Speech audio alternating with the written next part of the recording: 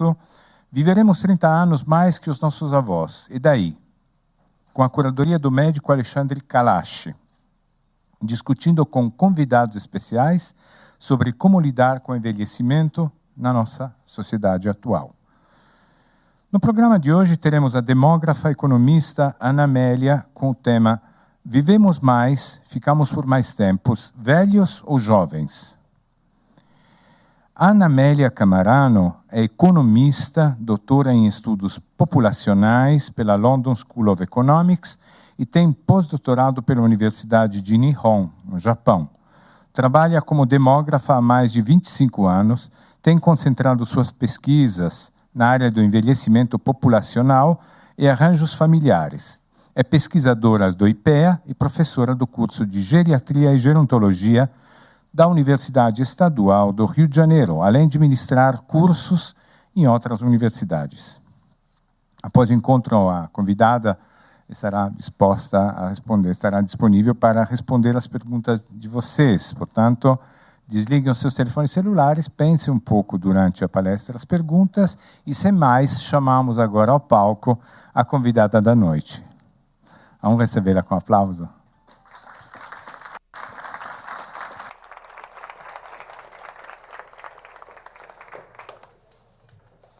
Muito obrigada, viu, Giancarlo? Bom, boa noite a todas as pessoas aqui presentes, aos internautas. Em primeiro lugar, eu queria parabenizar a iniciativa do Café Filosófico de trazer à tona essa discussão, né, que eu acho que é uma das grandes questões, né, do século XXI. Né? São duas questões que estão aí, né, que nós estamos, que é a questão do envelhecimento e da questão ambiental. Quero agradecer ao Dr. Kalash a indicação do meu nome. Bom, eu vou começar dizendo o seguinte: viver muito não é, uma prioridade, não é um fato atual. Né? Viver muito existe na história, né? Já acontece na história desde os tempos bíblicos. Né? Matusalém viveu 969 anos. Né? Claro que aí tem um problema de medida. Né? O que era ano naquela época, certamente é um pouco diferente do que é nosso. Mas se a gente voltar um pouco atrás, não tão atrás, vamos pensar no último gabinete ministerial da Rainha Vitória, na Inglaterra, no século XIX, final do século XIX, todos os seus ministros e ela mesma tinham mais de 80 anos. Então, viver muito não é um fato novo. Só que, o que é a diferença? É que, até então, isso era um privilégio de poucos. Né? O que tem de novo na história é a democratização da sobrevivência. Hoje, mais e mais pessoas vivem muito. E pensando nos países em desenvolvimento, o caso do Brasil, por exemplo, tudo isso começou no final da Segunda Guerra Mundial, nos anos 50, né? Com a redução da mortalidade infantil, depois da mortalidade nas idades adultas e agora nas idades avançadas. Só para exemplificar a importância, a magnitude disso, em 80, de 100 crianças nascidas vivas do sexo feminino, 28 podiam esperar completar o aniversário de 80 anos. 2010, 54. Então, quase dobrou. Então, o que a gente pode dizer hoje? Que mais da metade das crianças, né, hoje vão fazer aniversário de 80 anos. Tá? E isso significou, em termos de duração da vida, significou 11 anos. Quer dizer, um brasileiro hoje vive, em média, 11 anos a mais do que em 1980. Né? Hoje, a esperança de vida, que é o número médio de anos que uma pessoa pode esperar viver, é de 74 anos. 70 para homens e 78 para as mulheres, o sexo forte. Né? E a perspectiva é de que, nos próximos 40 anos, essa esperança de vida ainda aumente 9 anos. Né? Isso é considerado uma grande revolução, tá? Que é o que a gente vai discutir aqui. Mas, antes da gente passar, né, para a discussão, eu quero colocar por que, o que levou, né, a essa grande mudança. Né? Esse aumento da esperança de vida, ou seja, esse aumento da duração da vida, tanto que eu não falo que é um aumento da duração da vida, é um aumento da duração das vidas, né? Porque já tinha vidas que duravam muito. Então, das vidas em geral. Então, isso foi reflexo de grandes mudanças que aconteceram desde 2 séculos atrás e que, ao mesmo tempo, estão provocando outras grandes mudanças. E eu vou falar rapidamente dessas mudanças para situar aqui a nossa discussão. Né? Uma das grandes mudanças foi a constituição da ciência médica, tá? O triunfo da razão e a afirmação dos direitos sociais. Então, isso prolongou o ciclo da vida, né, a duração da vida, e com o controle ou a eliminação de um grande número de doenças. Agora, não só, né, houve um controle de doenças, mas houve também um controle dos nascimentos. Né? E a determinação biológica do ciclo da vida, das passagens de infância para a vida adulta, etc., ela passou a ter também dimensões sociais. Né? Então, a escola, o trabalho e a aposentadoria passaram a ter, o direito à aposentadoria passaram a ter importância na determinação do ciclo da vida. E a consequência disso é que os indivíduos passaram a ter mais controle dos seus destinos e dos destinos de suas famílias, ajudado pelos novos valores e com mudanças no direito da família, no sistema tributário e no sistema de valores. O que é isso? O que eu vou dar um exemplo para vocês? Tá? Por exemplo, o efeito da mortalidade, ele foi tão grande que... Por que vocês acham que há muito divórcio? Por conta da redução da mortalidade. Tá? Antes as pessoas casavam, esperavam viver 20 anos. Tá? Esperavam viver juntos 20 anos. Agora vão viver 40? Então isso é repensado. Tá? Então isso é um fator importante.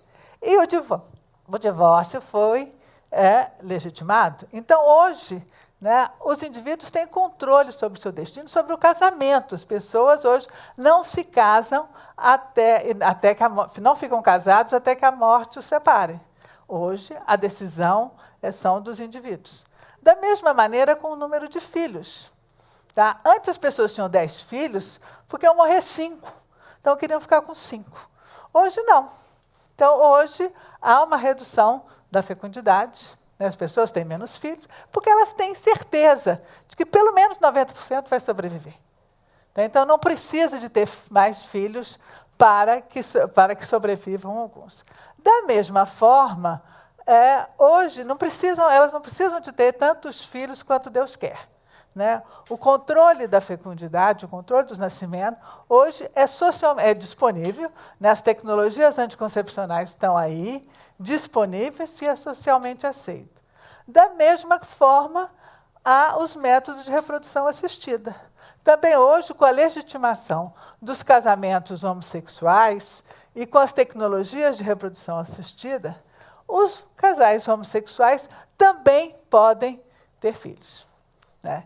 Então, isso e não só podem ter, não só os casais homossexuais, como também, nos Estados Unidos hoje, eles estão fazendo implante de óvulos em mulheres de até 60 anos. Quer dizer, então, isso prolongou, né, a vida reprodutiva das pessoas. Bom, então, eu vou trabalhar aqui, então é nesse contexto, né, que a gente vai pensar, né, as mudanças do ciclo da vida e as mudanças do envelhecimento. Um controle um momento, né, em que, na sociedade que estamos vivendo, onde os indivíduos têm mais controle dos seus destinos e dos destinos das suas famílias. Então, eu vou usar a perspectiva do ciclo da vida para estudar, né, para a gente discutir aqui as mudanças, comparar a juventude com a velhice. Né? E a perspectiva do ciclo da vida, ela parte da premissa de que os indivíduos eles experimentam mudanças físicas, cognitivas, emocionais, né, nas diversas fases da vida, e que isso significa necessidades diferenciadas, em quais a idade é um elemento de referência. Né? E isso já está presente na história desde a antiguidade. Né? Se a gente pegar aqui, quais são os elementos, né, que determinam as fases da vida? Nós podemos ter, antes, se a gente pegar da antiguidade, eram os elementos físicos, da aparência. Né? Os cabelos brancos, ou a criança, a barba para a pessoa adulta. Mas hoje, como eu disse antes, o ciclo da vida está marcado também por eventos sociais. Então, os eventos biológicos que marcam o ciclo da vida seriam a menarca, a maternidade, a menopausa, a reprodução, a menopausa, a viuvez e a morte. Os eventos sociais, a formatura, a ida para a escola, a formatura, o primeiro emprego, o casamento e a aposentadoria. Então, se a gente vê essa representação, né, eu queria passar isso para todo mundo. Isso aqui, esse quadro, como eu disse, que essas fases da vida, né, chamada fases do homem, por Shakespeare, ela já está representada aqui num quadro da Renascença, do Giorgione, de quase 1498, né, onde dá para a gente perceber que aqueles três indivíduos, né, eles têm características bem diferentes. Né? Você tem ali, não é uma criança, hoje seria um pré-adolescente, né? Você teria um adulto, né, uma pessoa com barba, e um velho, né, que está de careca, está com a orelha grande, está com o cabelo branco, barba branca. Então, ali você tem a marca dos eventos físicos, das características físicas, marcando as fases da vida. E, tradicionalmente, eram consideradas apenas 3 fases. Né? A infância, a maturidade e a velhice. E essas fases ou são marcadas pelas características físicas ou marcadas pela participação no mercado de trabalho. Tanto é que a infância, né, ligada à escola, o trabalho, a vida adulta ligada ao trabalho, e a aposentadoria é o pós-trabalho. Né? Então, é o pré-trabalho, o trabalho e o pós-trabalho. Então, isso teve uma grande mudança também. Esse gráfico também eu queria que tivesse acesso para todo mundo, do que aconteceu no Brasil. Então, eu vou passar aqui, né, só para vocês terem uma ideia do formato. Tá? A linha aqui, deixa eu ver se aqui... essa linha aqui é a idade. Então, começa no 0 e vai até os 80. Então, nessa fase alta aqui, são as idades que vão até 16 anos, mais ou menos, tá? Que é a escola. Então, isso é a participação da escola. Até mais ou menos nessa época, 15 anos, a maior parte das pessoas, quer dizer, ou estavam em casa, não estavam em lugar nenhum, ou depois iam para a escola, e aí saíam da escola. Olha que depois de 30 anos, não dá para vocês verem o número, mas acreditem em mim, depois de 30 anos não tem mais quase ninguém na escola. Né? Depois, essa linha vermelha, aí é o mercado de trabalho. Tá? São as pessoas, a partir dos 14 anos, é onde cruza essas duas linhas aqui, né? As pessoas estão trabalhando e estão na escola, depois elas só ficam no trabalho e elas vão sair do trabalho lá quase com 80 anos. Isso é 1980. E elas saem do trabalho e vão se aposentar, que é a linha amarela. Né? Então, aqui dá para perceber, aqui, né, você começa uma aposentadoria precoce, pode ser aposentadoria por invalidez, e aí depois ela vai indo, aqui, a partir daqui, tem muito mais aposentado do que gente trabalhando. Então, dá para marcar aqui os 3 eventos das 3 fases da vida. Escola, trabalho e aposentadoria. Pode. Escola engloba academia, faculdade? Não, faculdade sim. Ah, sim, academia sim, faculdade sim. Eu pensei academia de gente. Até 50 anos, depois a gente vai ver, que hoje tem gente de 60 anos, 70, fazendo... estão na faculdade buscando novas especialidades, exatamente o que eu vou mostrar agora. Foi uma boa sacada. Aqui depois, e aí vem a morte, né? Então, essa linha preta é a linha da morte, ela vai tirando aqui, em 80, as pessoas das várias fases da vida. Bom, isso aqui nós estamos em 80. Aí, o que aconteceu 30 anos depois? Olha só. Olha como aumentou a participação na escola. E olha aqui, você falou aqui na escola, né? Olha lá, você tem gente na escola até com 80 anos. Tá? Olha, deu um aumento, que você tinha ali, você nem estava vendo a linha azul de 80, que é aquela apontilhada. Olha lá, 2010 é pequena, mas ela é menor, ela é maior que 0.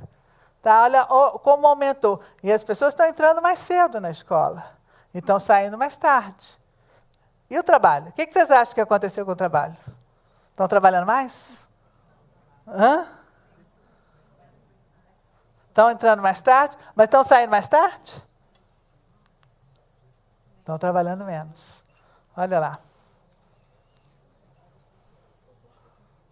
Esse aqui, olha como é que elas estão trabalhando bem menos. Né? Estão vivendo mais, mas estão trabalhando menos. Não aumentou o trabalho em nenhum ano, nenhuma idade. Não aumentou o trabalho. Aposentadoria. E a aposentadoria começou mais cedo. A aposentadoria está começando mais cedo. Tá? E não é só no Brasil. Em quase todos os países, em vários países do mundo. Que é uma grande contradição. As pessoas vivem mais e se aposentam mais cedo. E depois vem a morte. A morte caiu lá embaixo. Né? Olha como reduziu. Houve uma redução grande aqui da mortalidade, e foi o que o Dr. Kalash falou na semana passada, que é uma grande conquista, que 75% dos óbitos estão entre idosos. O Japão tem 90%. Ou seja, estamos eliminando os óbitos naquelas idades que não são para morrer. Né? Criança não é para morrer, adultos não é para morrer, jovens não é para morrer. Então, a gente está conseguindo eliminar e jogar, porque a gente...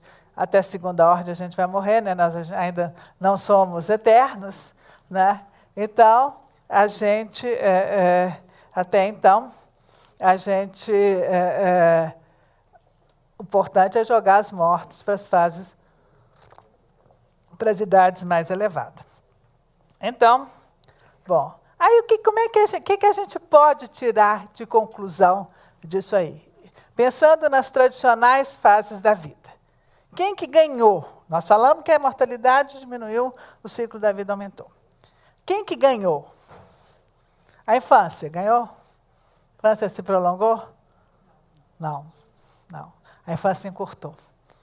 Até a menarca, que é um evento biológico, está acontecendo mais cedo. Né? A sexualidade começa mais cedo. E a mídia tem um papel importante, né, na hora de unir mundos informacionais. Então, hoje, as crianças têm acesso a mundos que são de adultos, né, porque elas têm informações da vida adulta. E elas, então, mudam seu comportamento. Estilo de roupa, lazer, né, tipo de atividade. Então, a infância está perdendo a sua identidade como um grupo etário. E a juventude? Bom, se a infância acaba mais cedo, quer dizer que a adolescência começa mais cedo. E ela acaba mais cedo? A juventude? Não. A juventude e a adolescência e a juventude, que a gente tem, se prolongaram. Né? E se a gente medir, eu queria que se a gente medir, né, pelos eventos tradicionais do ciclo da vida, né, entre 80 e 2010, que é o que nós estamos estudando, a idade de entrada no mercado de trabalho passou de 16 para 18 anos. Tá? Isso é esperado. Por quê? À medida que a sociedade se desenvolve, né, ela exige mais dos seus indivíduos, dos seus membros, de mais qualificação. Então, ele precisa de ficar mais tempo na escola. A gente viu que dá. Tá? Aí ele precisa de ficar mais tempo na escola, se preparando para a entrada no mercado de trabalho. Então, isso é o espaço, o alongamento da juventude, né? Isso é uma característica das sociedades mais desenvolvidas. Tá? Agora, mas a transição para a vida adulta não se dá apenas na entrada no mercado de trabalho, não apenas entrando no mercado de trabalho. A gente tem que considerar outras formas, né, de transição, como forma de inserção na vida adulta, como a constituição de família, como os arranjos familiares. E um indicador que a gente usa, que é a saída da casa dos pais, né? Porque o adulto é aquele cara que trabalha, pode se sustentar e tem sua casa. Como é que estão os jovens? Estão saindo mais cedo?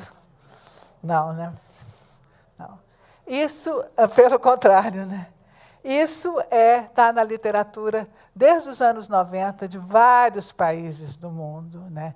Que esse adiamento da idade da saída da casa dos pais. Aqui no Brasil, passou de 26 para 28,2, os homens. Né?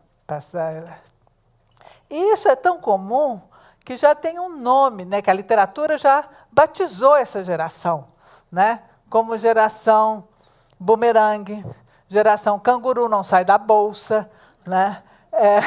Geração parasita, geração ioiô, porque ela vai, tem vários, é muito comum também que o cara sai de casa e depois volta, porque não consegue sustentar, porque se separou, porque às vezes volta com netos, né, que aí está fazendo com que os idosos tenham novos papéis, a gente vai chegar lá. Então ele vai e volta e traz o neto, né, junto com ele. E tem, então, segundo um sociólogo português, diz que eles estão vivendo a doce vida, né? Porque eles têm a liberdade que na nossa geração não tinha. Né? Então, você não tinha esse estímulo para sair da casa dos pais. Né? Então, mudou também, adiou a saída da casa dos pais, como também a idade a ter o primeiro filho. Né? A idade a ter o primeiro filho passou de 23 anos para 24,6. E a vida adulta? Ela começa mais tarde. Né? E ela acaba mais tarde? Não, não. Tem uma antropóloga aqui da Unicamp, que ela diz que a vida adulta está exprimida, a professora Gita Deber, está exprimida entre uma juventude interminável e a aposentadoria precoce. Né? Então, essas mudanças, inclusive, levaram a que, em 2005, a Secretaria Nacional da Juventude definisse como jovens a população de 15 a 29 anos. Então, realmente, a juventude se prolongou. E aí? Como é que faz? Vamos agora entrar na vida adulta. Né? A gente está vendo que a vida adulta não está exprimida. Então, o que a gente pode pensar, né, a respeito da vida adulta? Então, eu trouxe uma citação dessa psicóloga social americana Shea, que ela fala que essa demarcação, ela está analisando o caso americano, onde ela diz que essa demarcação que existia nos Estados Unidos de vida adulta de 21 a 65 anos não existe mais. Tá? Não tem mais o menor sentido. Né? E o que ela diz é que quando o indivíduo completa 45 anos, ele está no começo de uma segunda vida adulta. Né? E aí ela divide essa vida adulta em duas partes, né, que seria de 45 a 65 anos, que ela chama a idade da sabedoria, e de 65 a 85, a idade da integridade, né, que é o que nos interessa aqui. Então, ela diz que essa é uma fase, quer dizer, todas essas transformações estão fazendo que essa fase, essas duas novas idades que ela chama, que ela considera isso como ainda parte da vida adulta, são momentos, ocasiões para as pessoas se reinventarem, né, criarem novos projetos, enfim, repensar, né, o que quer fazer da vida. E velho só se fica na hora de morrer. Então, o que tem, né, de diferente? O que tem de novo nessa fala da Shio, trazendo para a nossa realidade? A gente aqui trabalha com a ideia de terceira idade, né, e de quarta idade. E o que diferencia? Né, nós hoje temos consciência, né, de que, eu brinco que nós não estamos envelhecendo, né, nós estamos rejuvenescendo, né, a gente tem consciência que as pessoas estão chegando nas idades avançadas ainda independentes, com projetos, né, e como estão se aposentando cedo, isso aqui, porque nos Estados Unidos não, né, como estão se aposentando cedo, né, elas chegam a se aposentarem, né, com ainda plenas capacidades cognitivas, físicas, com projetos, né, e podem começar uma vida nova. Então, isso é novo na história, né, que é o aumento da esperança de vida nas idades avançadas.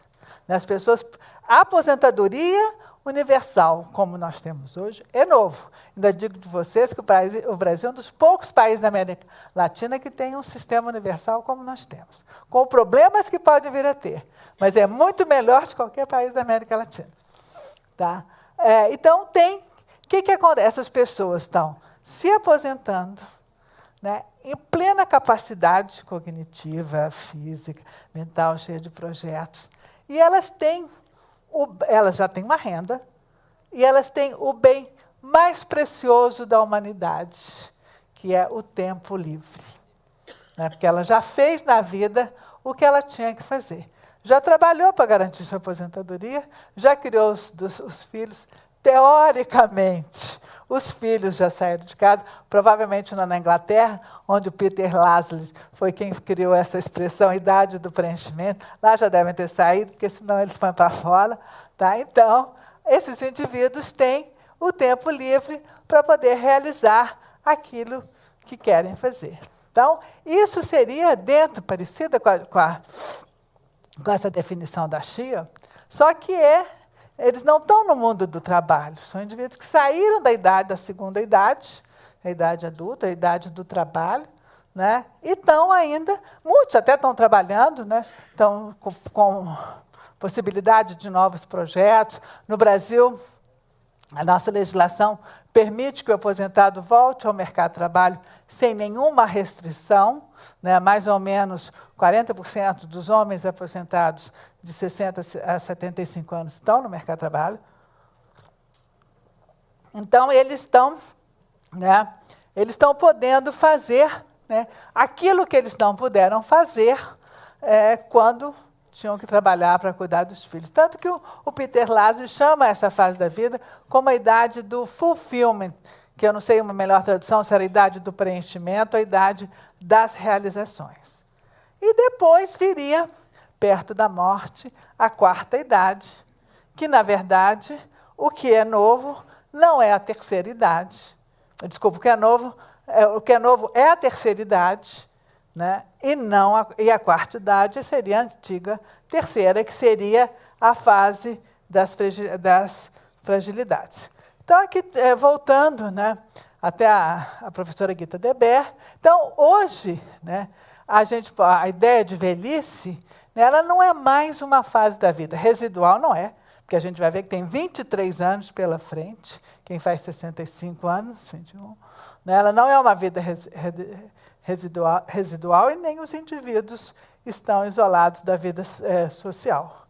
Né? O idoso brasileiro está se tornando cada vez mais um ator político, né, engajado na sociedade. Ele ocupou espaço na mídia e ganhou a atenção do mercado de consumo, que é um aspecto que eu quero trabalhar um pouquinho, é o mercado de consumo, do lazer e do turismo. Aí isso leva a gente a perguntar o que determina a velhice? Qual que é a variável? Qual que é o fenômeno? Qual que é o processo? Quem é velho? Quem é velho aqui? Velho é o outro, diz a Simone de Beauvoir. Né? Não sou eu. Né? É difícil, realmente, né? A gente viu que as fases da vida estão cada vez mais interligadas. Né? Elas não são eles não têm um fator, né? Não há uma passagem estanque de uma fase da vida. Até pouco tempo atrás, na Europa, a aposentadoria determinava a velhice. Até porque lá não se tem o hábito, ou não se tinha, do idoso, do aposentado voltar ao mercado de trabalho. Então, aquilo definia a velhice. Mas hoje você não pode chamar de velho, mesmo na Inglaterra, um cara que se aposentou aos 70 anos. Ele não pode chamar de velho, tá, uma pessoa nas condições físicas e cognitivas. Não velho no sentido de senilidade, de fragilidade. Então, e contraditoriamente, a idade de aposentadoria, como eu falei antes, está diminuindo em quase todo mundo. É contraditório com o aumento da esperança de vida, né?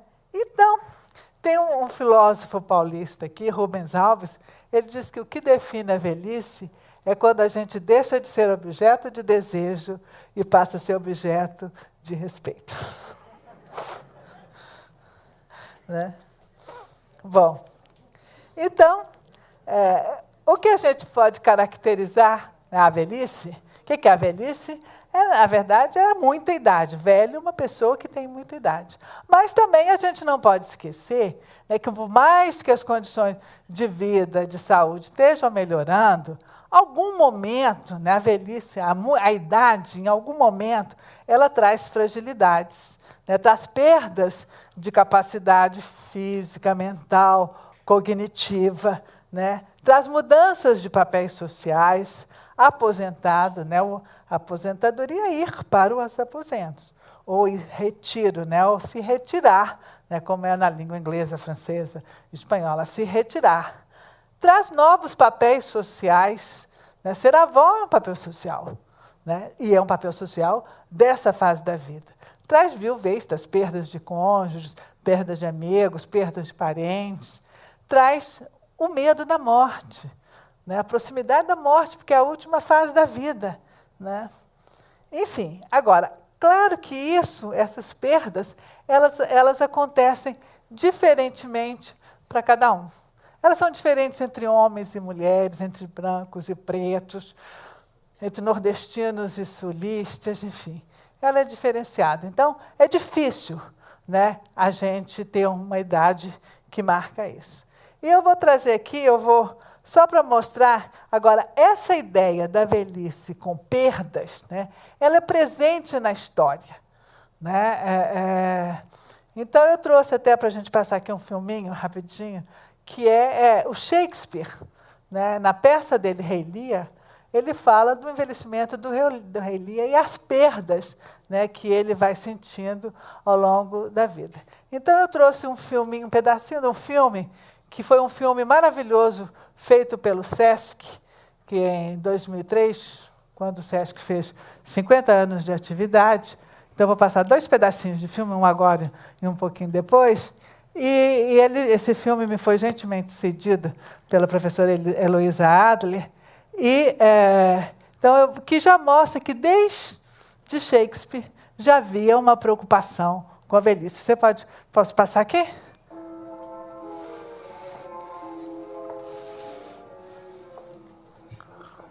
Tem um problema que o nariz vai aumentar, dizem que aumenta, as orelhas vão aumentar, dizem que aumenta. Os lábios vão afinar, mas essa coisa redonda, da testa redonda, da cabeça redonda, do nariz redondo, que isso vai permanecer.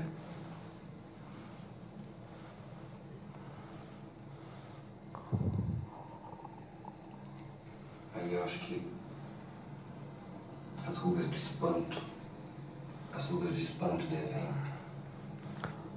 devem ficar mais fortes, que uma vida toda se espantando, e daqui as 2 rugas de uma vida toda se preocupando.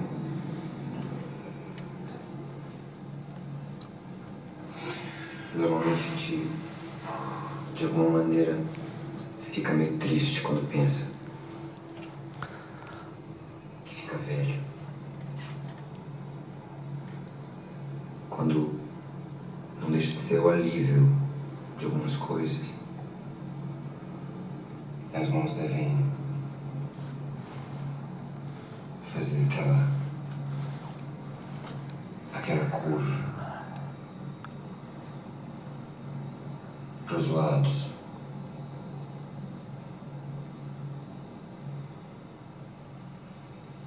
Aqui. Né? E talvez esse tremor sutil das coisas.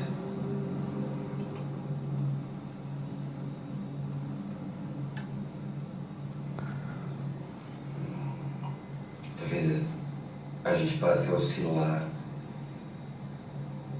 um pouco mais, o que não seria ruim.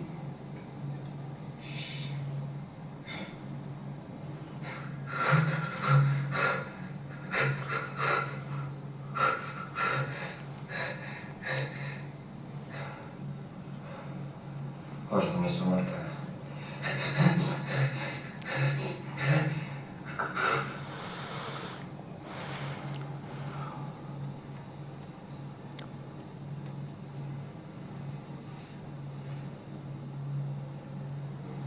Esse desenho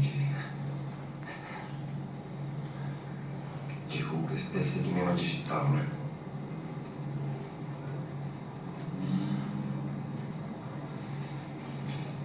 Que tem duas grandes da soberba, da arrogância, essas aqui, as rugas da soberba inventada. Mas eu não sei se existe sabedoria. Talvez não exista. Para existir, talvez há uma certa calma. Às vezes, algumas pessoas devem chegar numa hora que não exatamente ficam sábias, mas param de querer impedir que a vida aconteça como ela acontece.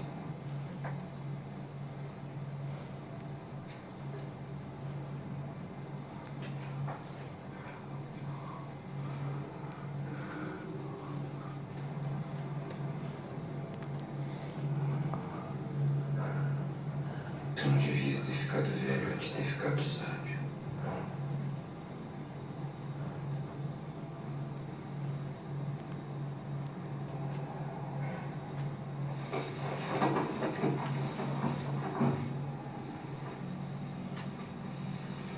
Um rei, um homem forte, deve ter passado a vida tentando ficar, não só em pé, mas tentando ficar rei. Deixaria que a gravidade puxasse o corpo antes de andar.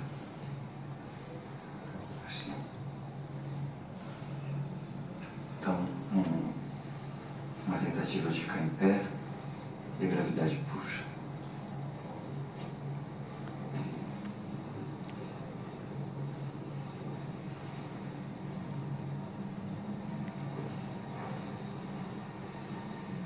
Alguém aqui é capaz de dizer quem sou eu? Este não é Lear.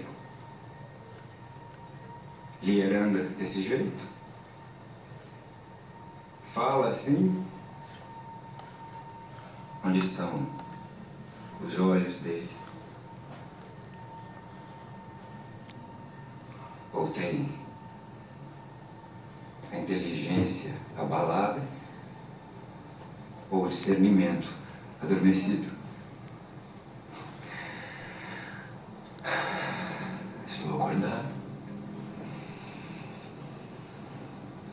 Não pode ser.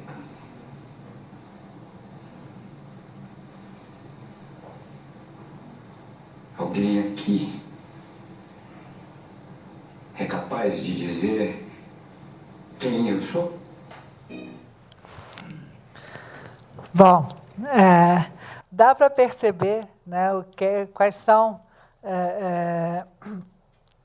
as características, né, dessa última fase da vida. Vamos ver, vamos chamar, que estamos aqui chamando de velhice.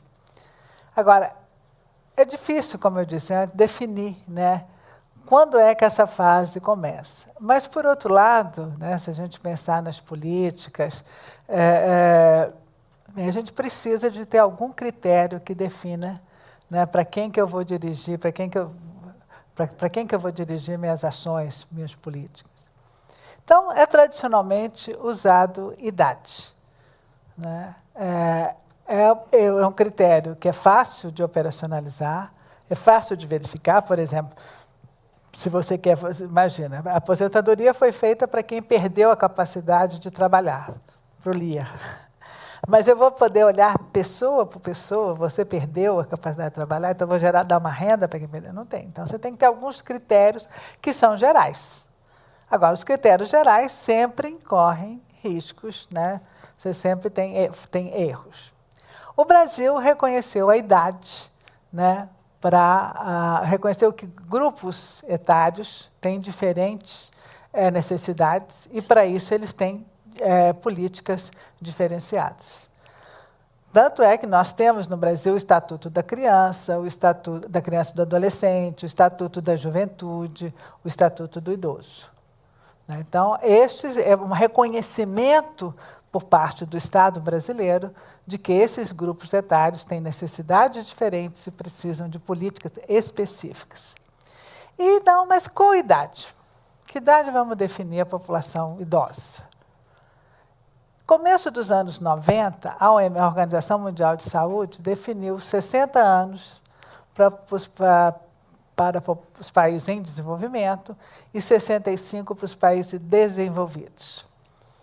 E então, com base nessa definição, em 1994, foi lançada a Política Nacional do Idoso, que adotou, né, como população idosa no Brasil, é a população de 60 anos ou mais.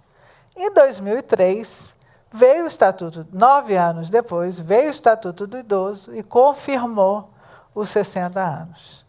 Né? E hoje continuamos velhos, quem tem mais de 60 anos de idade.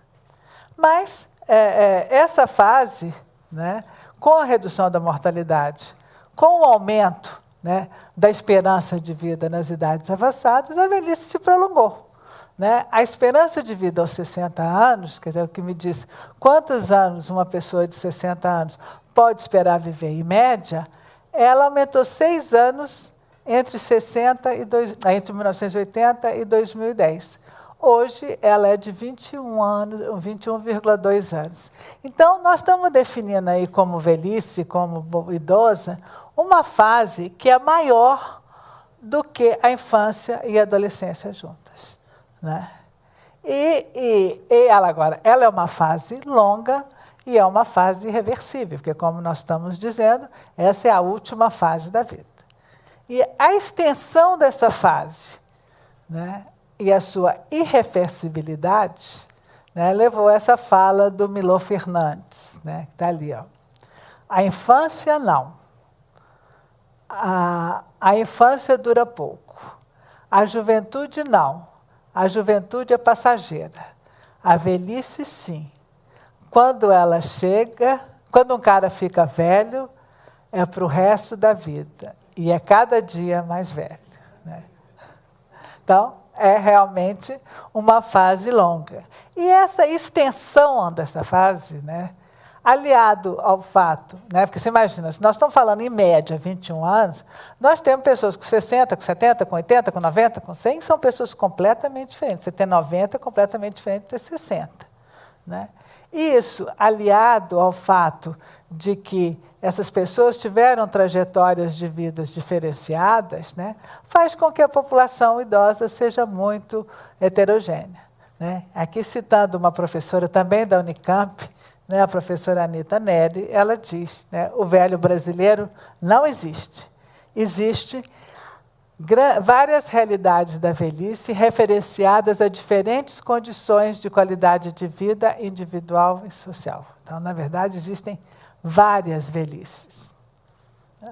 E, no entanto, grande parte do debate, né, sobre o envelhecimento, tanto a literatura como o debate, tende a considerar a população idosa como um grupo homogêneo com necessidades comuns. Né? E isso é importante essa visão que se tem, porque as políticas vão depender, né, da visão que você tem. Se você acha que a população idosa não tem condição de trabalhar, então vamos dar uma renda. Então, por isso cria-se a política de previdência, né? Então, essa visão, né, essa visão da homogeneidade, né, e que, ao mesmo numa população heterogênea, levou a que a gente tenha hoje duas visões, né, sobre o envelhecimento, sobre a população idosa, bastante estereotipadas. A primeira, né, que é a visão tradicional, uma visão que foi predominante até pouco tempo atrás, né, que tinha uma percepção negativa a respeito da população idosa, né? Essa era vista como dependente e vulnerável, né, tanto do ponto de vista econômico quanto de sua saúde e autonomia, sem papéis sociais, que vivencia apenas perdas. Dentre elas, as perdas mais importantes são a perda da capacidade de trabalhar e a perda de autonomia para lidar com as atividades do cotidiano. Então, essa foi a visão predominante. No entanto, e a outra visão, né, é a nova visão, né, que é baseada no empoderamento das pessoas idosas, né? Essas são vistas, né, como também criou-se um estereótipo, né? Tem o estereótipo do velho passivo e o estereótipo do velho ativo, né? Então, criou-se os estereótipos ligados à atividade constante, independência, vontade do poder, consumerismo e divertimento. Chegou-se até o ponto de falar-se em melhor idade, né? A associação, né, entre velhice e doença é que é a principal responsável pela visão pessimista do envelhecimento. E aí eu trouxe aqui uma citação do Woody Allen, quando ele tinha 74 anos, que ele diz, né, não há vantagem nenhuma em envelhecer. Você não fica mais esperto, mais sábio, mais doce e mais educado. Você começa a sofrer com dor nas costas, indigestão, e a visão fica fraca. E vai... peraí, eu já estou aqui... a minha visão está ficando fraca, né? E vai precisar de ajuda para ouvir. É uma coisa muito ruim ficar velho. Eu recomendo que vocês não façam, né? Aí a gente tem que morrer cedo, né? Então não tem jeito, né? É isso ou morrer cedo. Bom, essa visão, né, ela assume que é inevitável, né, a saída do mercado de trabalho a idades avançadas, quanto também assume que é inevitável as doenças incuráveis que implicam altos custos para o sistema. Isso gerou a chamada crise do envelhecimento, né? Eu sublinhei ali porque isso aí foi publicado num documento do Banco Mundial em 1994, falando que os países em envelhecimento estavam começando a enfrentar a crise do envelhecimento. Então, essa visão do velho como uma pessoa intrinsecamente improdutiva, né, ela leva a se pensar que mesmo que o envelhecimento, do ponto de vista individual, seja desejável, ele não é do ponto ele não é desejável do ponto de vista social, porque ele pode constituir uma ameaça, né, ao futuro das nações. Agora, no entanto, né, essa visão negativa ela foi muito importante para a constituição dos direitos sociais que existem hoje no Brasil, né? A universalização da aposentadoria, que eu acho que é o mais importante, conseguiu dissociar envelhecimento de pobreza, né? Filas especiais, né? Então, para você universalizar a aposentadoria, tem que assumir que o velho não pode trabalhar. Filas especiais, tem que assumir que o velho tem dificuldade de locomoção. Assento reservado nos transportes públicos, idem, o velho tem dificuldade de locomoção. Vagas reservadas em estacionamento, idem. Gratuidade nos transportes públicos, velhice e pobreza. Meia entrada, velhice e pobreza. Então, foi com essa visão negativa que esses direitos sociais hoje estão assegurados no Brasil. Agora, curiosamente, né, ou felizmente, né, o resultado desses direitos sociais, ou seja, dessa percepção negativa, trouxe esses direitos sociais, né, ele trouxe insumos para que uma visão positiva do envelhecimento viesse à tona, né, que é hoje, que chegou até a da melhor idade, né. Então, como eu disse, nos últimos anos, desde a Constituição de 88, né, a gente pode falar da universalização da Seguridade, tanto contributiva quanto não contributiva no Brasil, né. Isso levou à dissociação de envelhecimento de pobreza e, além disso, né, os sistemas de previdência, de maneira geral, não estão preocupados apenas em garantir uma renda para o indivíduo que não pode trabalhar. Tá?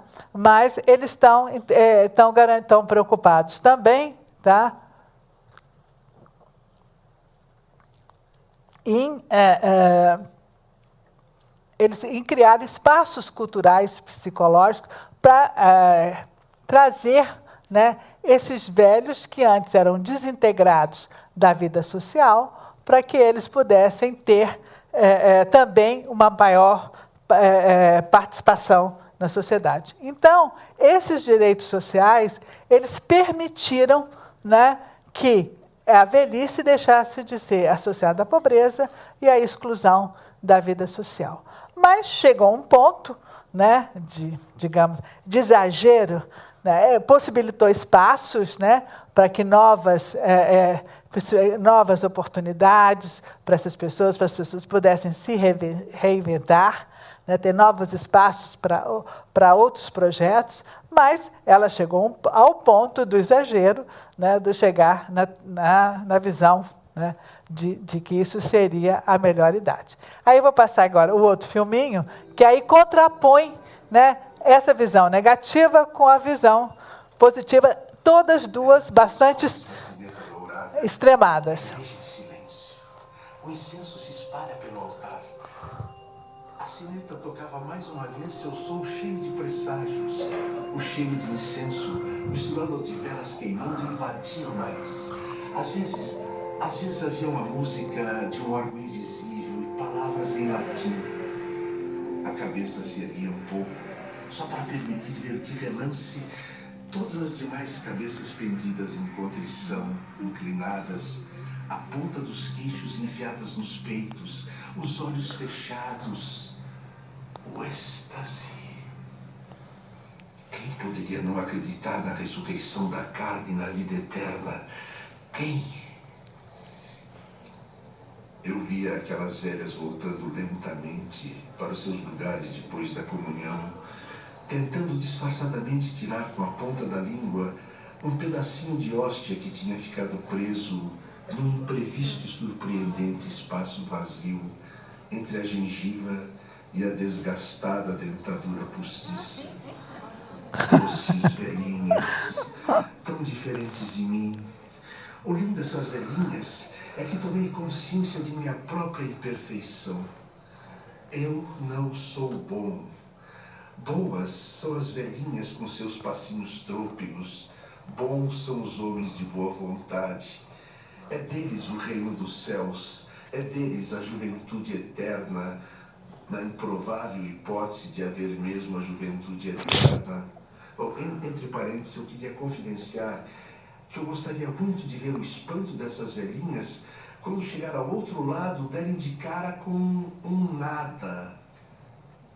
Nessa altura, a dúvida já se instalara em mim. E minha alma não pertencia mais ao Deus da bem-aventurança e da vida eterna. Entreguei então a minha alma ao diabo, isto é, me entreguei ao Mefistófeles da modernidade. Atrás de mim estão as deliciosas possibilidades que agora me são oferecidas. Deliciosas criaturas, preparem-se. Aí vou eu, convicto da minha juventude, que agora vem de outras fontes. Renitec 10, 2 vezes ao dia, que mantém minha pressão em 12 por 8, ao contrário dos antigos 18 por 11. Cápsulas de fáfia paniculata que mantêm minhas juntas surpreendentemente flexíveis. Não fumo, seguindo instruções do Dr. Drauzio, nem permito que fumem perto de mim. O Dr. Samuel Copperstich periodicamente me inocula uma vacina de sua invenção destinada a aumentar minha resistência e imunidade. Não pego mais gripe. Que acaba de ser declarada extinta na terceira idade, através de outra vacina anunciada em simpáticos comerciais de televisão. Lifting está nos meus planos imediatos, bem como implante de cabelos. E faço exames regulares da próstata, onde eu exijo o ligeiramente embaraçoso, porém mais seguro exame tradicional. Agora atenção, principalmente Viagra. Viagra e agora também os seus concorrentes sérios, o Prima e o Levitra. Senhores, a juventude eterna que a publicidade e os laboratórios anunciam existe. Aqui estou eu, ex-velho, de vida, mandando bala. Eu nunca me senti tão jovem. O único problema é que eu noto a falta nesse mercado paradisíaco de um remédio para a memória. Não para melhorar a memória, para isso há vários, é claro, mas ao contrário, para destruí-la. Um remédio que apagasse completamente lembranças. A memória é algo que me separa da felicidade completa. Porque por mais que tenha me tornado jovem, algumas lembranças têm desfilado diante dos meus olhos, banais, muitas vezes simplórias, mas mesmo assim, incômodas. As coisas indiferentes ao jovem que eu agora sou têm se apresentado na minha cabeça nas suas formas velhas, decrépitas, antigas, pretéritas, desaparecidas. É preciso que alguém na Pfizer, descubra algum preparado miraculoso, que se tome 2 vezes ao dia e que proporcione a cada um o esquecimento interior e que nos permita sair de casa e olhar o mundo como da primeira vez. Será que isso é pedir muito, porra?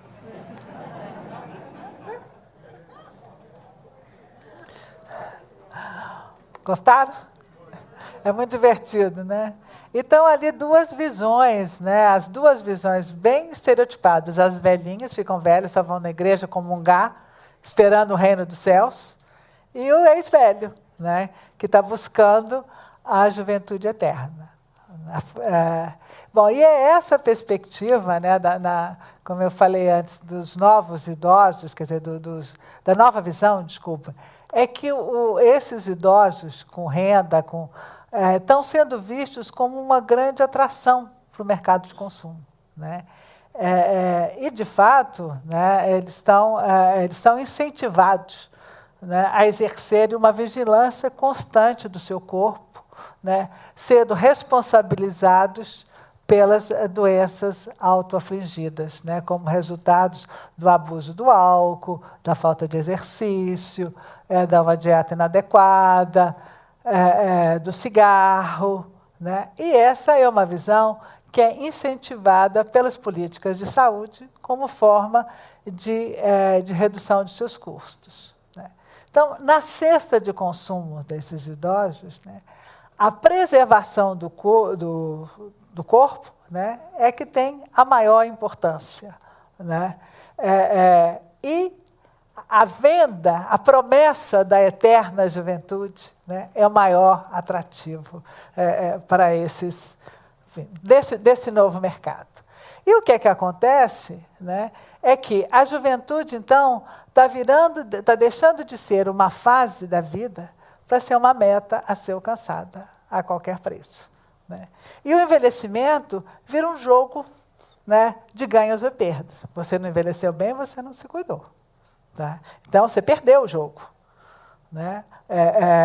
Os indivíduos são cada vez mais responsáveis, né, pela sua saúde, né? E o que significa uma desresponsabilização do Estado, né, pelas políticas de saúde. Então, isso virou uma obrigação, né, em vez de ser um direito de escolha, virou uma obrigação do cidadão, né, o se cuidar, né? E igualmente distribuída para todos os cidadãos, mas o acesso a esses cuidados não é igualmente distribuído, né? Então, isso leva, né, a que você tenha pessoas, né, envelhecendo diferentemente. Então, na verdade, né, nem todas as pessoas podem fazer isso, né? Nós somos um país de desigualdades acentuadas. Imagina, o doutor Kalash falou aqui na aula, na semana passada, como é que você pode querer que uma pessoa que leva 3 horas para chegar ao trabalho, trabalha 8 horas, leva mais 3 para chegar em casa, e vai chegar em casa, vamos lá fazer um jogging? Nós não vamos, né? Então, isso virou essa possibilidade desse envelhecimento ativo, né, que hoje é a moda das políticas de saúde, até porque elas são mais baratas, né, e elas dão mais sucesso, né, todos nós queremos envelhecer ativamente. Né, mas isso é o privilégio de velhos que tiveram acesso à educação, à informação e uma determinada... uma possibilidade de renda, né, que lhe permitiu, né, cuidar da sua saúde. Porque, na verdade, usando um trabalho do Amartya Sen, que ele diz que como nós vamos chegar lá, como vamos envelhecer, isso depende, né, das nossas capacidades básicas, né, das nossas genéticas, da nossa herança, depende das nossas trajetórias de vida, o que eu construí ou não consegui construir ao longo da vida, e do que eu encontro lá, que dentro do que eu encontro, eu preciso de ter políticas adequadas para isso. Então, a nova visão, ela encobre esses problemas. Da mesma maneira que a velha visão, a visão negativa, né, ela vê todos os velhos como passivos, essa nova visão encobre os problemas típicos da velhice, que a gente viu lá no Rei Lear, né? Os problemas das fragilidades. Agora, tem uma grande curiosidade nisso para mim, uma contradição, né? Que, ao mesmo tempo, né, que se quer considerar, né, essa fase da vida como uma eterna juventude, não se quer abrir mão dos direitos sociais, como do direito à aposentadoria. Então, todo mundo quer ser jovem, toda a idade, mas quer manter sua aposentadoria, quer ter um lugar na fila especial, né? Enfim, então isso, para mim, é uma contradição. Né? Então, o que eu acho, né, é que, na verdade, essas duas visões elas estão, de novo, assumindo, né, uma homogeneidade na população. Uma porque ela é passiva, outra porque ela é ativa. E isso, né, e pensar isso no caso brasileiro, como a gente tem um intervalo de quase 40 anos, pessoas idosas de 60 a 100 anos, as pessoas com desigualdades bastante acentuadas, a gente não pode esperar, né, que as pessoas vão envelhecer igual. E a gente não pode achar que a população idosa é igual, né? Tanto começa a diferença etária, como depois as diferenças sociais que são acentuadas.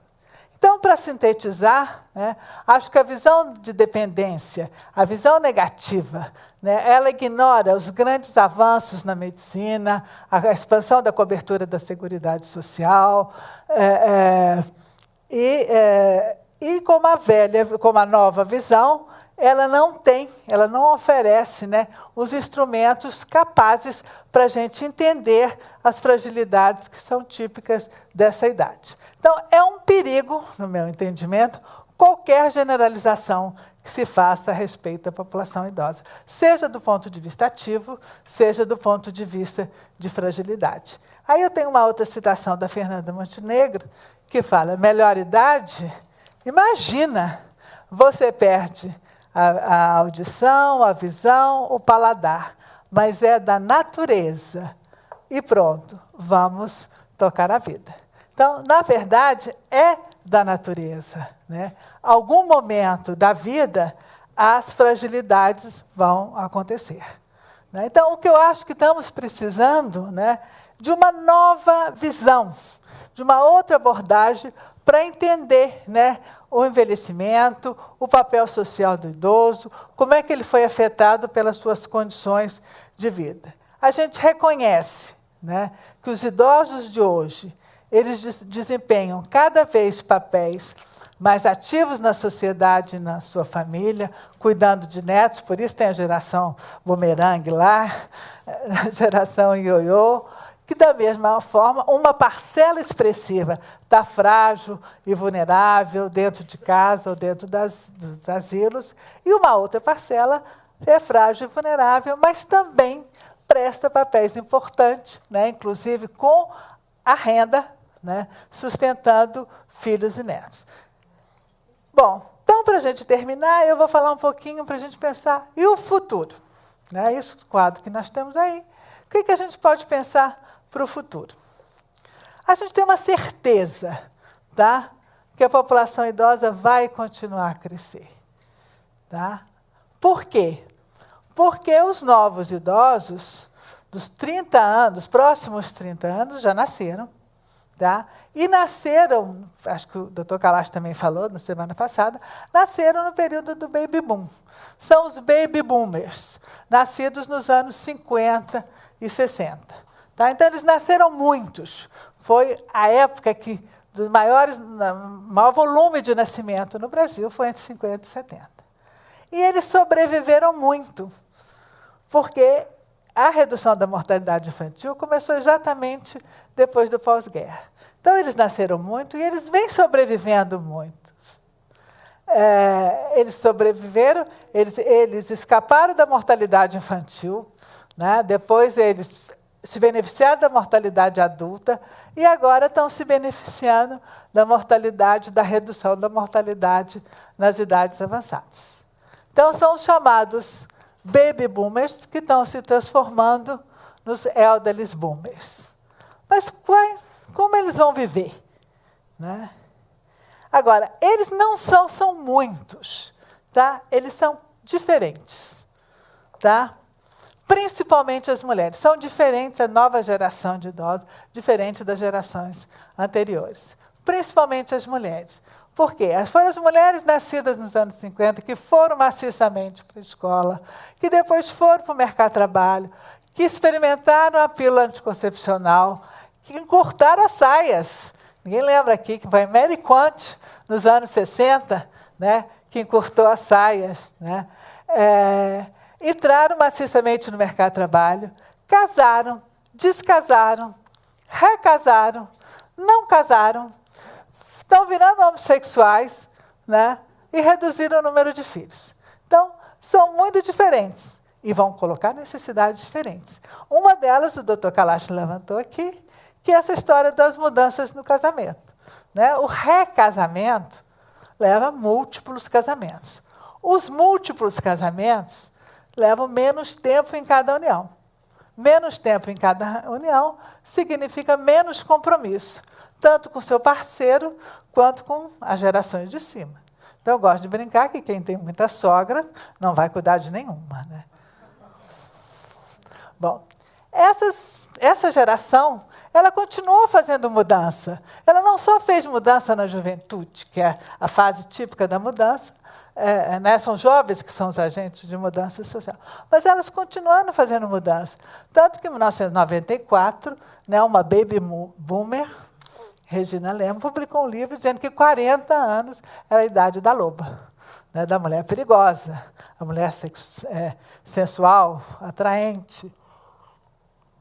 E, curiosamente, no século XIX, né, o Balzac escreveu o livro A Mulher de 30, né, e a mulher de 30 já estava na meia-idade, era mulher madura. E a Isto É fez uma matéria semana passada, de uma reportagem de capa, dizendo que a meia-idade é aos 53 anos, que é essa matéria aqui.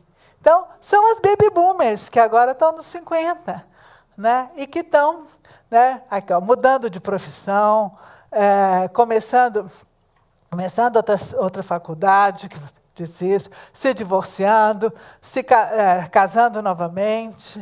Né? Então, é uma nova geração de cinquentões que foram e continuam sendo protagonistas de mudanças sociais. E vão continuar fazendo mudanças. Né? Porque as idosas, essas novas idosas, elas fizeram grandes mudanças, né, ao longo da sua vida, Mas elas também se aproveitaram de mudanças de outras gerações, outras juventudes depois dela, como, por exemplo, as das redes de comunicações, né? Então, as vovós de hoje são vovós internautas, né? São vovós que namoram, são vovós que ficam, né? Então, como é que é a nova vovó? Então, essa é uma sexagenária, né, que já disse, já não se fazem mais sexagenárias como antigamente. Eu não sei se dá para ler, mas ali, não é que eu tenho uma vista tão boa, mas é porque eu já sei de cor. Ali tem a menininha com o livro do Sítio do Pica-Pau Amarelo, que está dizendo, vovó, quando é que você vai ser igual a Dona Benta e sentar na cadeira de balanço para me contar a história?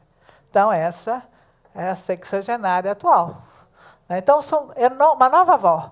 Então, são novos papéis. Então, eu preciso realmente de uma nova cultura, de uma nova forma, né, de enxergar, né, essa velhice, que vai ser completamente diferente. Estou terminando. Tá?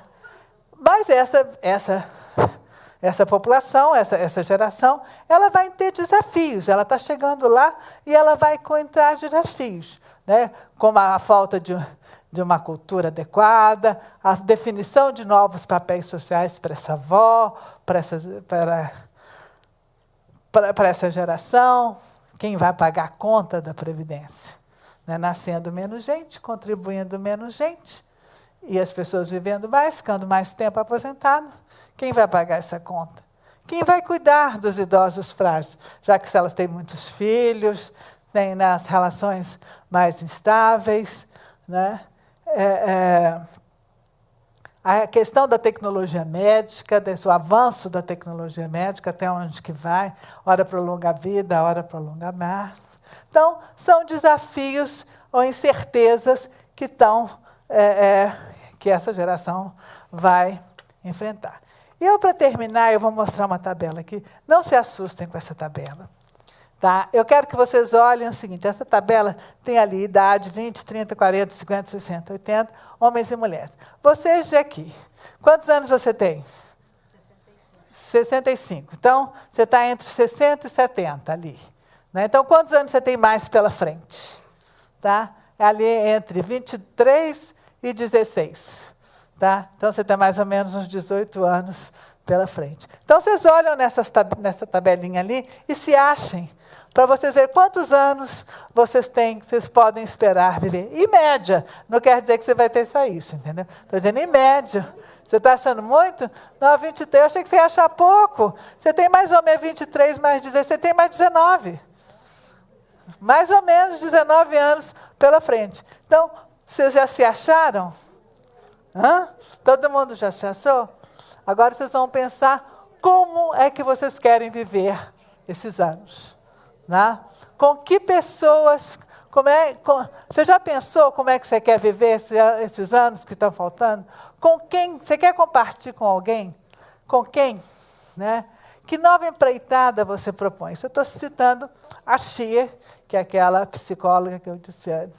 Que investimento você está disposto a fazer para aprender, para mudar o seu estilo de vida, e com o propósito de fazer destes anos bem vividos, né?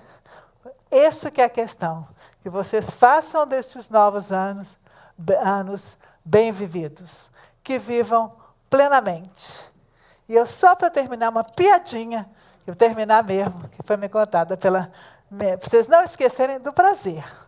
Uma médica geriatra, minha médica geriatra, a doutora Elizabeth Freitas, me contou essa piadinha, que foi uma pessoa, um cara chegou no médico, tinha uma vida totalmente desregrada, fumava todos, bebia todos, trepava todos, não fazia exercício físico, comia muita carne, fazia tudo que não podia.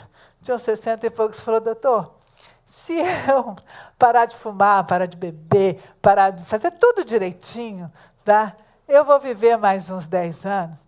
Aí que ele falou, vai, mas para quê? Aí outro, na mesma história, na mesma pergunta, o médico falou, vai, mas vai custar passar. Então, bom, então, que eu desejo que vocês vivam bem esses anos, não se esqueçam do prazer, para que eles passem rápido, não custem a passar. Muito obrigada.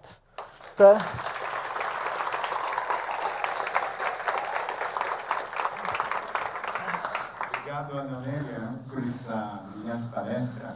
Ela permitiu uma série de reflexões com ideias e provocações, né?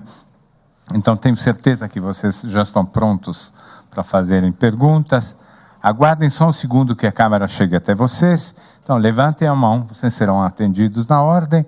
Procurem fazer perguntas mesmo, né? Objetivas, de maneira tal que todos possam participar, inclusive na internet. Então, começamos com a pergunta do nosso curador, se não me engano. É isso mesmo?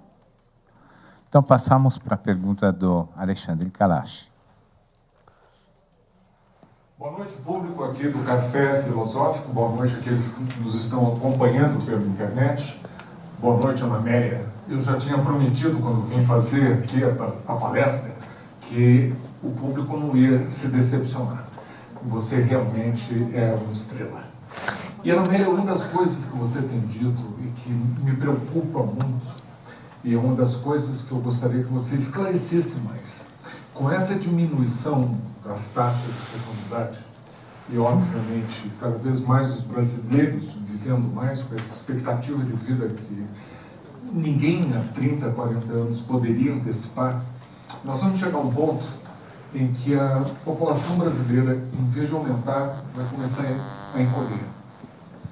Qual é a sua ideia em relação a isso? Você como um demócrata, mas também você como economista, quais são as implicações disso, de um país que ainda não se desenvolveu por completo e que, de repente, na contramão da história, porque, afinal, os países já envelhecidos, os países ricos, primeiro enriqueceram para depois envelhecer, e, de repente, nós vamos ser um dos primeiros países em desenvolvimento, onde, em vez de nós continuarmos a aumentar a população, nós vamos começar a encolher essa população com um número e uma proporção de pessoas idosas muito maior. Isso lhe preocupa? Muito. Muito obrigada, Kalash, pelo elogio, pela pergunta, que é realmente uma pergunta que vale 2 milhões de dólares, né? Realmente é uma questão muito preocupante, né? Tem várias colocações aí na pergunta dele, não é uma pergunta única, que é o seguinte: nós realmente, eu primeiro vou brincar que eu acho que as mulheres brasileiras estão tendo cada vez menos filhos, né? A taxa de fecundidade que garantiria a reposição da população seria 2,1 filhos por mulher, nós já estamos com 1,8, o que significa que por volta de 2030 a população brasileira começa a diminuir. E como você bem disse, a esperança de vida continua aumentando e tem um espaço ainda muito grande para aumentar. Aí eu fico pensando, será que nós estamos num paradoxo? Né? Não vai mais nascer ninguém, também não vai morrer mais ninguém, né? No limite, no limite. Mas isso agora, nós estamos vivendo, Kalash, na Europa, no Japão, Singapura, Coreia, um fato novíssimo na história, que é a convivência, né, dois fenômenos aconteceram ao mesmo tempo, que é a redução de população e envelhecimento populacional. Na verdade, nem é envelhecimento, é superenvelhecimento. E nosso caminho já está aberto. Por volta de 2030, nós estaremos uma população superenvelhecida e em processo de diminuição. Então, isso coloca restrições de várias ordens, né? Você começa a brincar, pode falar aí desde para o bem-estar, para o bem do meio ambiente, até o suicídio da raça humana, né? No limite, acaba a raça humana. Agora, a gente pensando num prazo não tão longo, a gente pensar que tem a ver com a população idosa, nos mecanismos de transferências intergeracionais, né? Que são os jovens, né, os adultos, que apoiam, né, que dão suporte à população idosa e criança, né, trabalhando através de impostos e de contribuição e no apoio afetivo, no apoio instrumental, né? Isso já está seriamente comprometido e tende a ficar ainda mais grave, né? Temos o problema de diminuir a população e diminuir a força de trabalho. Quem é que vai trabalhar? Então, você tem que... Aí, como você falou bem, nós ainda não resolvemos, nós envelhecemos, estamos diminuindo a população, sem resolver as necessidades sociais básicas, como a escolaridade, como a educação. A escolaridade da população brasileira é muito baixa. Então, para que nós precisamos de uma massa salarial elevada, volumosa, de contribuições, para pagar, para sustentar essa geração de cima. Mas isso, numa população onde a força de trabalho está diminuindo, você só vai conseguir isso com aumento de produtividade. Você só vai conseguir aumento de produtividade com aumento de escolaridade. E a nossa escolaridade é muito baixa. Então, enfim, envolvem questões de segurança militar. Então, as questões são de várias e várias ordens. Eu acho que isso aqui merece até um café, um café filosófico especial sobre essa questão da implosão populacional, porque enquanto se está dando muita importância à questão do envelhecimento, a questão da implosão ainda não está na agenda. Tá? E essa é uma questão grave. Bom, isso aqui a gente podia conversar até amanhã, Kalash, mas eu vou parar, que eu não sei se tem perguntas aqui, enfim.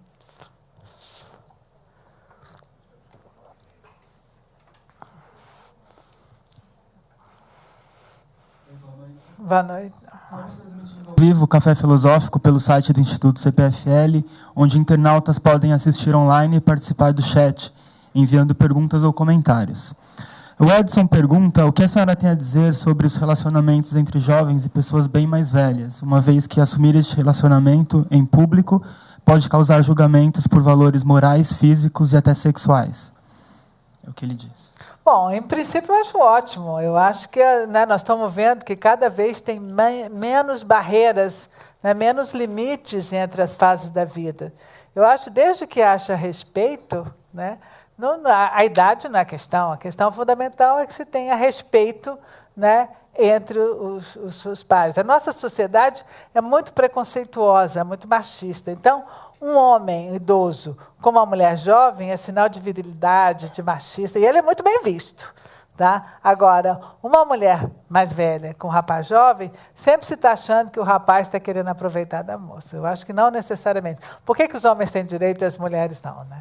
Então, desde que haja respeito, sinceridade, e ambas as partes estejam de acordo, estamos de acordo também.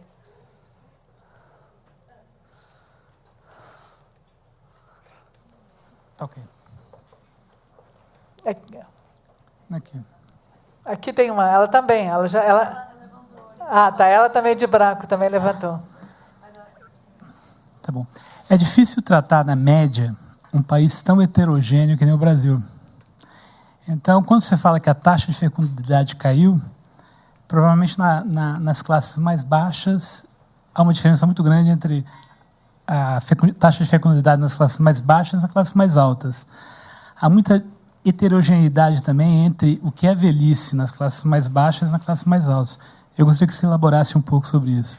Não, você tem toda a razão. Média, tem uma piadinha que fala média, você põe a cabeça na geladeira e os pés no forno. A média, você está no meio.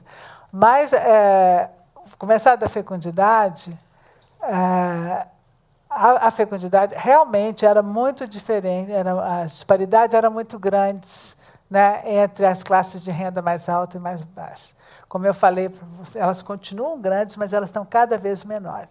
Para você ter uma ideia, hoje, a classe de renda mais alta, a taxa de fecundidade claro que é grande, mas a fecundidade da classe baixa está caindo muito. A classe de renda alta tem um filho por mulher. É metade do que garantiria a reprodução da população, ou seja, a reposição. Ou seja, ela só vai ter meia geração. É metade da taxa que garante metade da geração seguinte.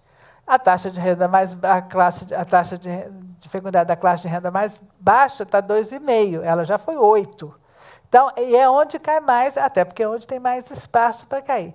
Então, a gente pode falar que está tendendo a uma convergência da fecundidade, nas camadas de renda da fecundidade entre as várias camadas de renda. Agora, o que não está com essa velocidade é a mortalidade.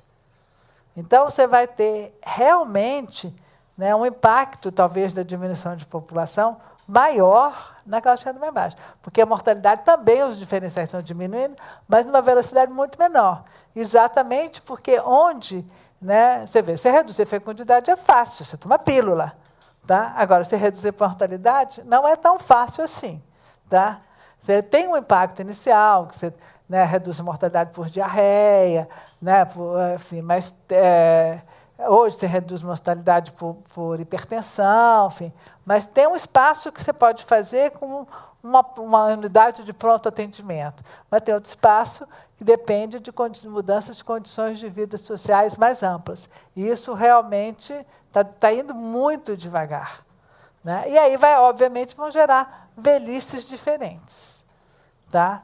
Mas, mesmo sendo desigual, a esperança de vida também está aumentando nas classes de renda mais baixa. Até porque eu acho que quando você passa um determinado... Ou você não morreu na infância, não morreu jovem, não morreu até os 30 anos aí de bala perdida, aí ele passa, aí ele consegue chegar nas idades mais avançadas.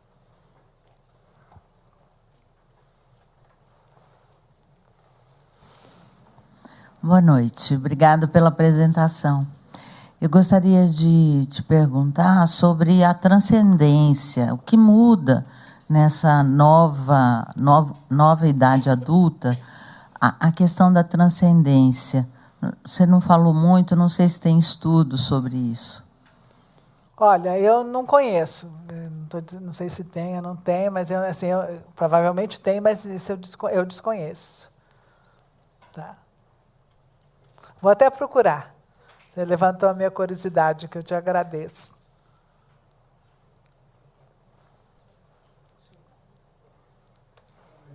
Obrigado também pela última apresentação. Você falou agora há pouco sobre essa tendência toda de envelhecimento, e tem alguns países que estão um pouquinho mais avançados, a gente vai correr rápido para chegar numa situação também de envelhecimento grande. E eu lembro, há poucos meses atrás, por exemplo, no Japão, o primeiro-ministro deu uma declaração que tive que desmentir depois, que, poxa, era melhor não ter tantos velhos, coisa do tipo. Na democracia, isso fica mais complicado, porque os velhos são votantes e são, mesmo não tendo a obrigatoriedade, vão ser cada vez mais estimulados, e tem sindicato de aposentados e tudo mais. Então, a organização política, para manter os benefícios, né, e já houve até ministro que falava em benefícios adquiridos, então a gente tem essa situação, tende a ser mais difícil na democracia, até de você ter que votar essas coisas. Todos os países da Europa e outros têm esse problema. Né? Tem algum aprendizado já, ou que já começou a aparecer, que leve a um caminho dessa transição política que a gente vai ter que ter também na sociedade? Olha, eu também desconheço. Tá? Eu acho que, eu conheço um pouco da experiência do Japão, eu conheço um pouco, aliás, aquela fala que realmente não combina nada com, né, com o Japão, enfim, que a gente conhece, que a gente lê, que a gente vê, né, que foi uma fala, não sei se as pessoas tiveram notícia, que ele falou que tinha muita gente doente, que velho não precisa... Era uma coisa a ver na área de saúde, né, que os gastos de saúde eram muito elevados, porque tinha muito velho, é verdade. Tá? Então, acho que enfim, era melhor morrer logo. Enfim. Uma coisa assim, inadmissível e inacreditável ter acontecido aquilo no Japão. Né? Agora, eu acho o seguinte, na verdade, quase todos os países, né, todos os países desenvolvidos, grande parte dos países em desenvolvimento, estão vivenciando essa questão. Né? A questão da previdência, a questão dos gastos de saúde, a questão de custos. Então, não tem... então, enfim, por exemplo, vários países, Japão, Alemanha, Croácia, enfim, Lituânia, tem seguros, né, por exemplo, a questão de cuidados. Você tem os países nórdicos que se baseiam na economia do bem-estar. Né? Então, aí eles têm direitos sociais adquiridos para todos os setores da sociedade. Então, na verdade, os países estão lidando isso diferentemente. No resumo, é o que eu quero dizer isso. Tá? Eu acho que... e depende muito das prioridades. Eu acho que não vai ter uma solução única. Né? Quem tiver ganha 2 prêmios Nobel, porque um é pouco, porque realmente é uma questão complicada. Tá? acho que vai ter que ter... E tudo vai depender, se você pensar na coisa da Previdência, vamos fechar a Previdência. Se você pensar no equilíbrio atorial da Previdência, nesse contexto de redução de população e de superenvelhecimento, vamos fechar a Previdência, é melhor, porque isso não vai ter mesmo. Então, o que você vai ter que ter é uma vontade política, né, do governo, do Estado, arcar, né, para poder continuar pagando os benefícios. Tá? Então, acho que isso, por exemplo, essa é uma questão que para os países escandinavos é garantida. Isso nem passa na cabeça deles, porque isso está no default. Vamos lá, vamos pagando. Né? Agora, se você pensar isso nos Estados Unidos, não está. Então, isso depende de cada modelo político, de cada prioridade política de cada país. Acho que, obviamente, você vai ter que fazer ajustes. No Brasil tem gorduras, enfim, você tem que fazer a questão da saúde, está muito... Né, a questão de saúde, para mim, é uma questão... Porque o Brasil resolveu bem, de alguma forma, a questão da renda. Agora, a saúde, não. Né? O Brasil não resolveu as questões de saúde para a população como um todo. As necessidades de saúde não são bem atendidas na população brasileira. Então, isso você vai ter que resolver, né, de alguma forma. Ou então não resolve. E eu acho que isso é a questão uma das questões mais complicadas, porque se você não resolver, o que vai acontecer? Você corre o risco de essa grande conquista social, que foi o aumento da esperança de vida, se isso virar uma falência, você perder esse ganho. Então, eu acho que você vai ter que resolver. Entendeu? Se não resolver, eu acho que os Estados democratas, os Estados modernos, hoje, a velhice é um risco social que eles assumiram. Então, eu acredito que eles vão resolver. Tá certo? Vai estar dentro das suas prioridades políticas. Eu sou otimista. Entendeu? Acho que essa é a vantagem da democracia. Hoje, é inadmissível, né, acontecer como no Brasil. Acho que não passa esse vexame da Argentina, não vou pagar a aposentadoria. Acho que isso hoje, as nossas instituições estão num certo grau de estabilidade política, que garante a gente uma certa segurança. Agora, claro que vão ter que fazer uns ajustes. Tá?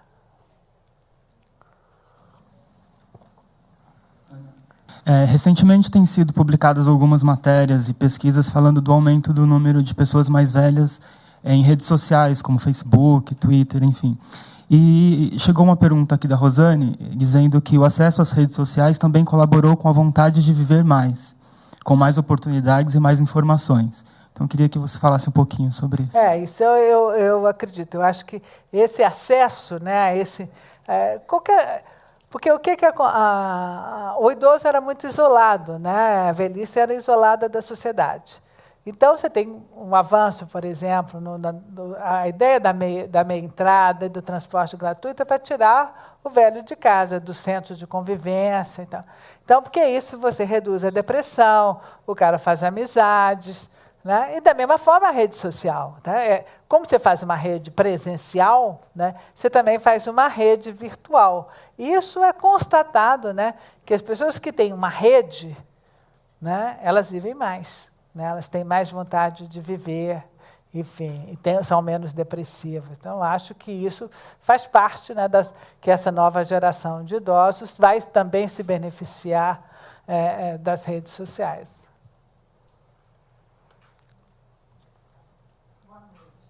A respeito da pirâmide de idade, que nós observamos a base cada vez mais estreita e o ápice cada vez mais largo. E a justa preocupação, quem vai cuidar, quem vai alimentar, quem vai manter os idosos. Poderia se estabelecer uma relação com a diminuição do emprego, atualmente, o número de emprego cada vez menor diante da tecnologia. Dá para se pensar num futuro onde nós teremos menor quantidade de empregos, melhores remunerados para alimentar essas pessoas? Ou pode ser exatamente o contrário? Bom, pergunta difícil. É o que a gente gostaria, né? Eu acho o seguinte, o emprego não está diminuindo. Né? No Brasil, você vê que as taxas de desemprego estão bastante baixas, inclusive a gente está tendo um crescimento do emprego formal, e eu acho que uma das explicações para isso é uma explicação demográfica, tá? Porque está entrando cada vez menos gente na força de trabalho, cada vez menos gente procurando trabalho, porque está nascendo menos gente, né? Então, a gente pode quase dizer que estamos numa situação de pleno emprego. Então, você não tem. Agora, o que eu acho que seria numa sociedade ideal, né, é que, bom, a fecundidade vai ter que aumentar, gente, isso aí não tem brincadeira. Agora, hoje é difícil conciliar a maternidade com carreira, tá? E a sociedade valoriza muito mais a carreira das mulheres do que a maternidade. Eu acredito que a maioria dos pais prefere ver uma filha com uma carreira bem-sucedida do que com 2 filhos, né? Ou com um filho que seja. Então, eu acho que o que é preciso de ter uma conciliação, né? Não é uma licença como tem, por exemplo, na Europa, no Japão, de 13 meses, de 10 meses de licença remunerada, porque não adianta, se você chamar de licença maternidade, significa que a mãe tem que cuidar da criança aqueles 10 meses ou 13 meses, o que for. Quando ela volta para o mercado de trabalho, ela volta desatualizada. Então, ela já perdeu espaço, né, nesse mundo tecnológico de hoje. Então, é preciso que você tenha uma nova valorização da maternidade, como era dos anos 50, tá? E também você não vai mandar a mulher para casa. Não tem hoje 45%, 42% da renda de todas as famílias brasileiras, todas, vem da renda das mulheres. Imagina mandar essas mulheres para casa, a renda cai quase à metade, então não tem como fazer isso mais. Mas você tem que ter alternativas que as mulheres, talvez, homens e mulheres, talvez possam trabalhar mais. Eu me lembro quando eu estava estudando em Londres, pareceu uma história. Eu vi, e aliás, algumas empresas estavam adotando isso, o trabalho part-time, as pessoas trabalhavam em tempo parcial, tanto homens quanto mulheres. Então, fazer uma divisão de trabalho entre cuidar da criança. Hoje eu trabalho, você fica em casa. Amanhã eu trabalho, você fica em casa. Agora, hoje, então, estava sendo muito difundida a filosofia do enjoy life, né? Porque eu sou da geração do trabalho enobrece o homem. Então, você tem que trabalhar, trabalhar, trabalhar. Trabalho que faz você ser feliz. E aí, lá estava sendo difundida a filosofia do enjoy life, para as pessoas trabalharem menos, né? E aí terem tempo para ter filhos, para cuidar dos pais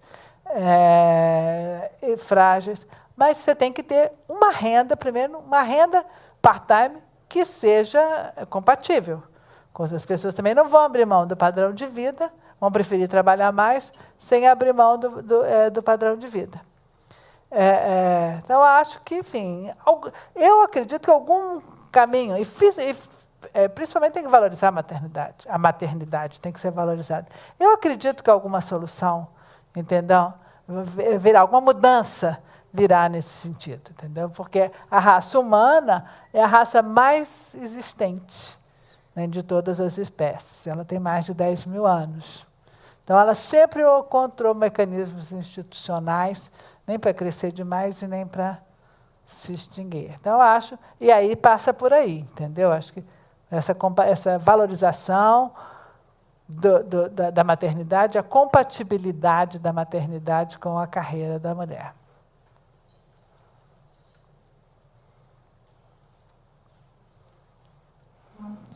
Eu gostaria de saber que, com essa mudança toda demográfica e cultural que nós estamos vivendo, como que fica as instituições de longa permanência para idosos no Brasil?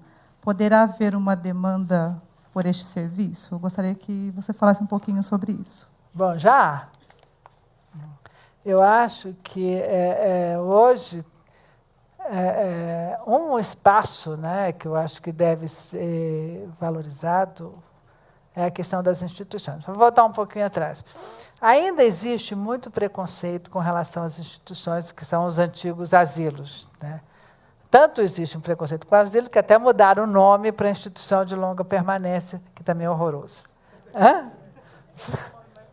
Achou que era mais bonito e não tinha um preconceito. Mas o preconceito existe, né, que tem a ver com a história das instituições, das LPIs, que isso foi na época vitoriana, na época elizabetana, na Inglaterra, século XVI, que era para velho de rua, né, abandonado, velho, prostituta, louco, mendigo, tudo ia para os asilos.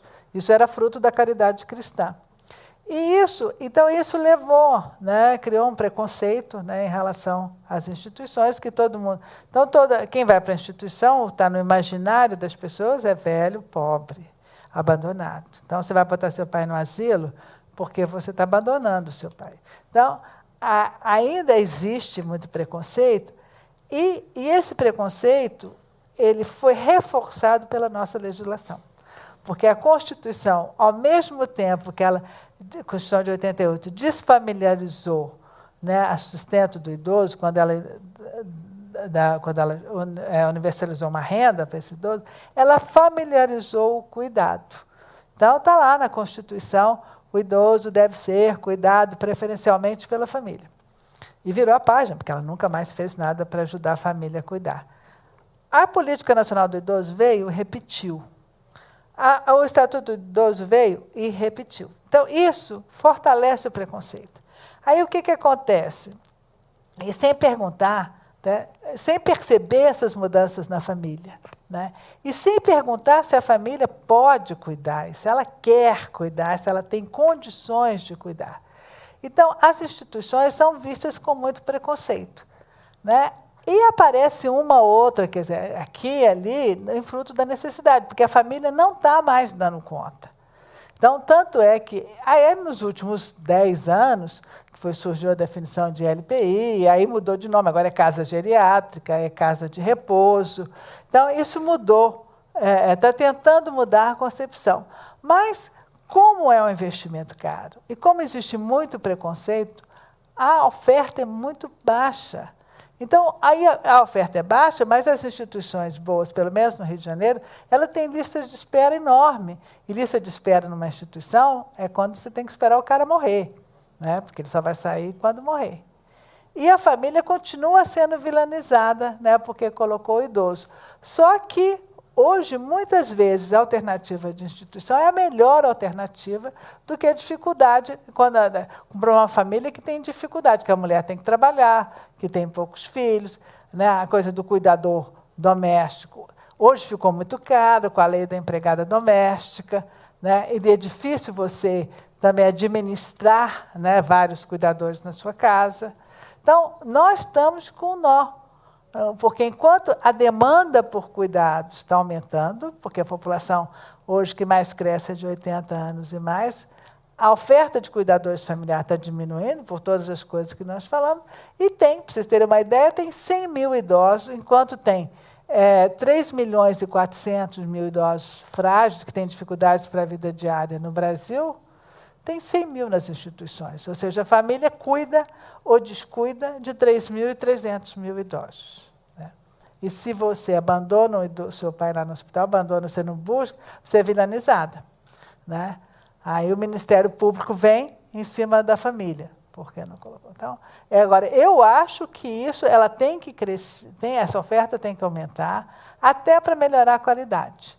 Né? Porque, quer dizer, obviamente tem instituições boas e ruins, como tem hospitais bons e ruins, escolas boas e ruins. Se você tem uma oferta grande, você pode escolher. Né?